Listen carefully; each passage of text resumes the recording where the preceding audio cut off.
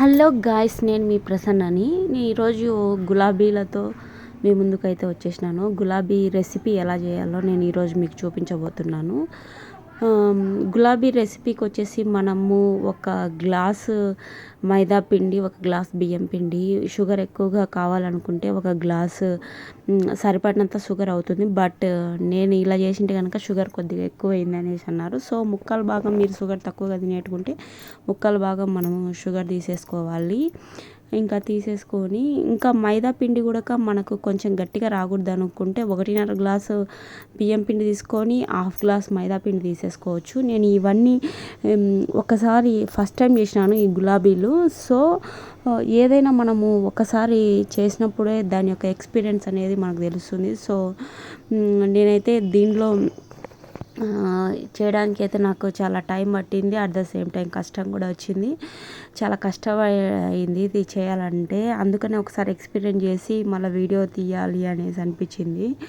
నేనైతే కొద్దిగా ఇందులోకి 1 కప్పు మైదా పిండి, 1 కప్పు బియ్యం పిండి, 1 కప్పు చక్కెర వేసేసుకున్నాను. సమానంగా వేసేసుకొని దాంట్లోకి కొద్దిగా సాల్ట్ వేసుకొని, సోడా పొడి వేసేసుకొని, వాటరు.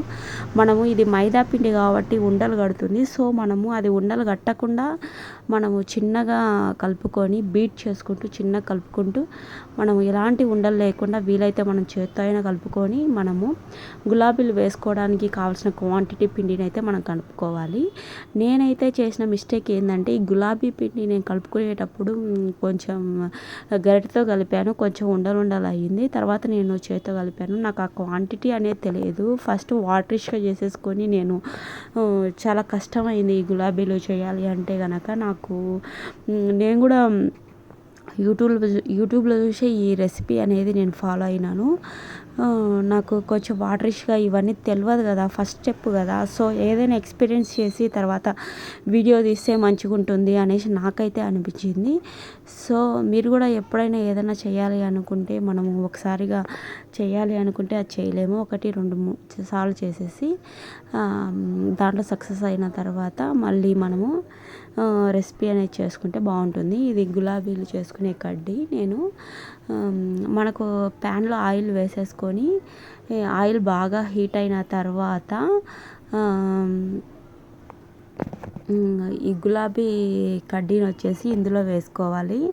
ఈ గులాబీ కడ్డీని మనము ఎందుకంటే ఈ ఆయిల్లో ఈ గులాబీ కడ్డీ అనేది హీట్ అయితే కనుక మనకు గులాబీలు అన్నవి డివైడ్ అవుతాయి. బట్ నేను చేసినప్పుడు అది వాటరిష్గా ఉండదో మరి ఏమో తెలియదు కానీ అది డివైడ్ కాలేదు. ఎందువల్ల అంటే పిండి అనేది పల్చగా కలుపుకోవద్దు. నేను చాలా పల్చగా కలిపినాను. దాంట్లోకి మళ్ళీ నేను బియ్యం పిండి యాడ్ చేసినాను.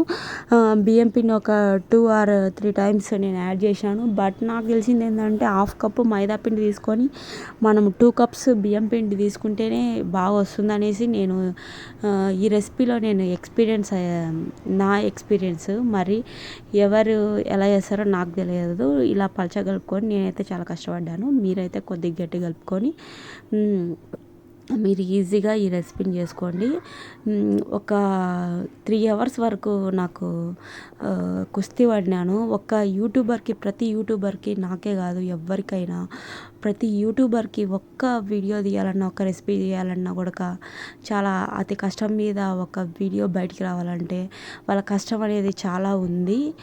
నాకు తెలిసిన ప్రకారం అయితే ఏంటంటే ఇప్పుడు యూట్యూబ్ ఛానల్ పెట్టిన వాళ్ళకి సపోర్ట్ తక్కువ, వ్యూవర్స్ తక్కువ, సబ్స్క్రైబర్స్ తక్కువ. సో వాళ్ళు ఎంత కష్టపడి రెసిపీ చేసినా, ఎంత బాగా ప్రజెంటేషన్ చేసినా కూడా వాళ్ళ వీడియోస్కి వ్యూస్ అనేవి పోవు, సరైన అప్రిషియేషన్ అనేది రాదు. బట్ ఏదో ఒక వీడియో అనేది పాపులర్ అవుతుంది, ఏదో ఒక వీడియో వైరల్ అవుతుంది, సక్సెస్ వస్తుంది అనే ఉద్దేశంతో మేమందరం ఇంట్లోనే పని చేసుకోవాలనే ఉద్దేశంతో బయటికి వెళ్ళి పని చేయలేని పరిస్థితుల మధ్య యూట్యూబ్ ఛానల్ అనేది స్టార్ట్ చేసుకున్నాము. బట్ మేము చేసే కష్టం అంత కష్టమైనా కూడా వ్యూస్ అనేది రాకపోతే కనుక, ఒక 100 వ్యూస్ కూడా రాకపోతే ఎక్కడో నిరుత్సాహం మనసులో.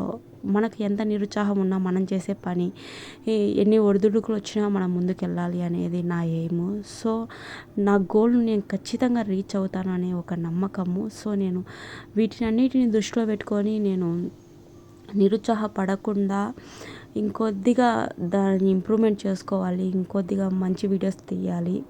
అట్ ద సేమ్ టైం ఈ వీడియోస్ తీయడానికి కొద్దిగా టైం కూడా నాకు ఉండడం లేదు. బట్ ఏదో ఒక టైంని అడ్జస్ట్ చేసుకొని నేను చేస్తున్నాను. చాలా కష్టపడి వీడియోస్ తీస్తున్నాము. నేనే కాదు, మా ఫ్రెండ్స్ ఇంకా ఇద్దరు ఉన్నారు. ఇంకా వాళ్ళ రెసిపీస్ ఇంకా నాకంటే మంచిగా ఉంటాయి. వాళ్ళ వీడియోస్ ప్రజెంటేషన్ కూడా బాగుంటుంది. వాళ్ళకు కూడా వ్యూస్ రావడం లేదు. ఖచ్చితంగా టాలెంట్ ఉన్న వాళ్ళని మీరు ఖచ్చితంగా బయటికి తీసుకురండి. ఇంతవరకు మన ఛానల్ ఎవరైనా సబ్స్క్రైబ్ చేయని వాళ్ళు ఉంటే ఖచ్చితంగా సబ్స్క్రైబ్ చేయండి.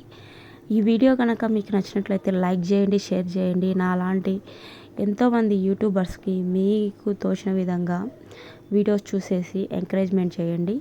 ఈ వీడియో కనుక మీకు నచ్చినట్లయితే లైక్ చేయండి, షేర్ చేయండి, సబ్స్క్రైబ్ చేయండి.